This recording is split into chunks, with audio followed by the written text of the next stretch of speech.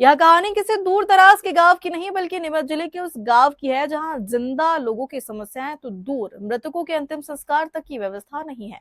सोचिए अगर गांव में किसी अपने का निधन हो जाए और अंतिम संस्कार के लिए भी जगह न मिले तो क्या होगा। ग्रामीण पूछ रहे हैं कि आखिर किसी की मृत्यु होने पर अंतिम संस्कार कहां किया जाए। इतना ही नहीं, गांव की सोसाइटी के आसपास भी कथित रूप से दबंगों का कब्जा बताया जा रहा है, जिससे विकास कार्य प्रभावित हो रहे हैं। ग्रामीणों का आरोप है कि कई बार शिकायत के बावजूद जिम्मेदारों ने ध्यान नहीं दिया।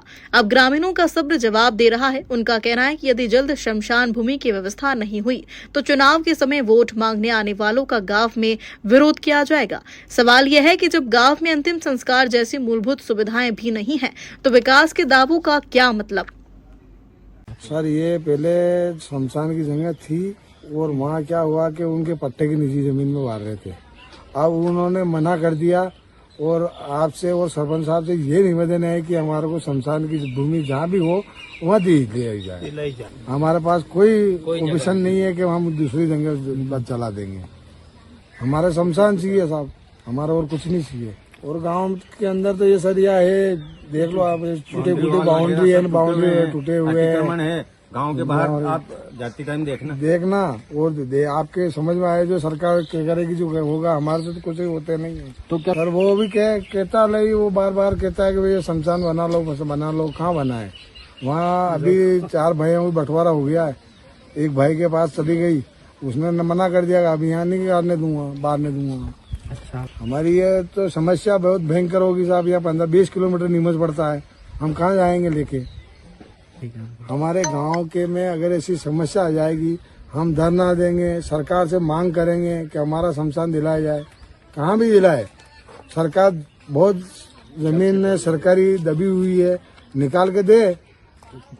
हम वोट नहीं देंगे साहब। ये समस्या तो भयंकर हो रही है। वोट मांगने के लिए आएंगे लेकिन हम नहीं देंगे। हमारी समस्या तो हल ही नहीं हो रही। किसान तो बापड़े परेशान हो रहे हैं। और नाली की ज्यादा परेशानी आ रही है। ये शमशान में कोई अब लोग बोल रहे पट्टे जाओ, उनकी जगह हम जलाने नहीं देंगे। अब मनक की जलाने की जगह तो चाहिए ना। गांव की समस्या हल नहीं होगी फिर मतलब क्या है?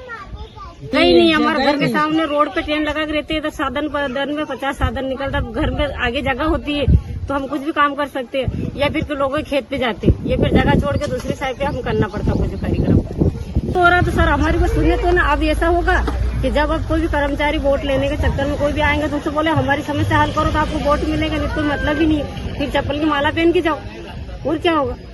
जब इंसान के वोट लेने के टाइम पे आते हैं तो कोई समस्या तो हल करनी चाहिए ना उनकी। क्या समस्या? मेन समस्या एक तो शमशान की हो रही है, एक हमारा ये गंदे, इधर भी नाला नहीं, इधर तो नाला, इधर नाला ही नहीं। अब पानी किधर जाएगा, सब घर में आता है। सर हमारे सरपंच से की, सरपंच बहुत बार आ चुके हैं यहाँ पे। फिर सरकार से मांग करेंगे कि हमें कहीं ना कहीं जगह अलॉट करवाए, कि जो भी जहाँ सरकारी जगह है उनके वहाँ पर जलाते हैं गाँव वाले सभी। अब अगर गाँव में समस्या आएगी तो फिर हम कुछ न कुछ तो कदम उठाएंगे, या तो सरकार के खिलाफ या फिर सरपंच से बात करेंगे कि भाई हमें जगह अलर्ट करवाए। सरपंच मांग की, उन्होंने भी कहा है, पर अब वो भी क्या कर सकते हैं? किसी की निजी जगह में तो वो करवा नहीं सकते। उन्होंने मांग की है, कुछ न कुछ उन्होंने दिया था कि भाई आश्वासन दिया है कि मैं कुछ न कुछ करता हूँ। आने वाले समय बस हम तो यही कहना चाहते हैं कि अगर अब कोई जनप्रतिनिधि आएगा वो पहले ग्रामवासियों से बात करेगा और ग्रामवासियों की समस्या को समाधान करेगा, तभी उन्हें वोट मिलेंगे। अन्यथा कोई भी वोट देने के लिए तैयार नहीं है इस बार। बिल्कुल बाइकाट करेंगे हम बीजेपी का कहना जरूर बिल्कुल सही है, और ग्रामीणों का भी बिल्कुल वाजिब जो मांग है। ये शिकायत भी मिली तो आपको बिल्कुल सही मिली, इसके मैं मुकरूंगा नहीं। पिपलिया व्यास की ये है कि बहुत पुराना, मुझे भी शायद जानकारी नहीं है कि बहुत पुराना शमशान जो है तो संचालित हो रहा था। तो अब शमशान की समस्या सामने आने लगी। 5-7 महीने पहले भी पत्रकार महोदय को आए होंगे तो उनने भी मुझसे पूछा था। तो वहाँ पे एक पुराना शमशान है, तो वो पुराना शमशान में देखने गया था। तो 5 आरी जमीन का कोई ग्रामीण बता रहे थे जो गांव से पश्चिम दिशा की ओर।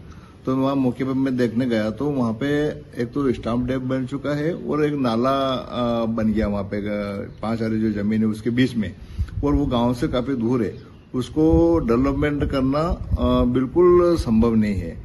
अगर इसको लेके मैंने वापस माननीय तहसीलदार साहब को भी एक पत्र लिखा था पंचायत की तरफ से। पंचायत में ठहरा प्रस्ताव लिखे कि पिपलिया व्यास में शमशान की भूमि जो है नहीं है, और है भी करी तो वो एक निजी जमीन है।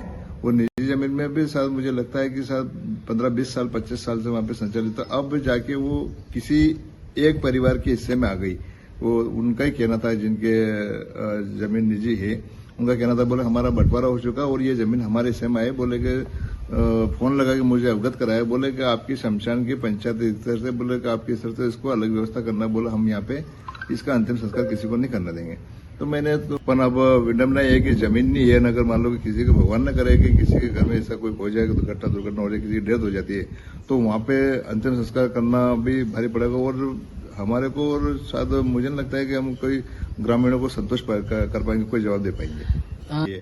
पर अब जैसे मान लो आपने अवगत कराया, तो मैं माननीय तहसीलदार साहब से और शासन के जो बड़े उस स्तर के जो अधिकारी है उनसे बिल्कुल क्रमबद्ध विनम्र निवेदन करूंगा कि ये शमशान की जो जमीनें जल्द से जल्द अलॉटमेंट करी जाए। ये सोसाइटी जो है खाद गोदाम है पिपलिया व्यास में, वहाँ पे आसपास के लोगों ने बाउंड्री तोड़ करके अंदर ढोरो चाहे थ्रेशर मशीन वगैरह, मैंने कई बार बोला है कि इसको हटाया जाए और उन्होंने खोल के वापस बांधे दे रहा है। दूसरा सवाल है कि सोसाइटी के आसपास गोदाम की जो तलई की जो जमीन है, तलई में भी किसी 2-3 आदमी ने, जो दमंग लोग हैं वहां के, उन्होंने अतिक्रमण कर रखा है। अब सोसाइटी का उन्हीं लोगों का अतिक्रमण है, मतलब 217 नंबर शासकीय नंबर है, उस पर लगभग 20 से 24 सारी जमीन उन्होंने भवन बना लिया है। अपने जो पानी की निकासी नहीं थी नालों की, जो रेगुलर नालों में पानी आता है, वो निकासी नहीं थी, तो वो मैंने एक बार मजदूर लगा के ट्रैक्टर कंप्रेसर बुला के उस हिस्से को कटिंग करके तालाब में पानी छोड़ना चाहा। तो तहसीलदार साहब को भी बुलाया मैंने और तहसीलदार साहब को मौका स्थिति बताया, तो उन दमंग लोगों ने इतनी दमंगी करी कि तहसीलदार साहब को उल्टे पांव जाना पड़ा बिना कार्रवाई करे।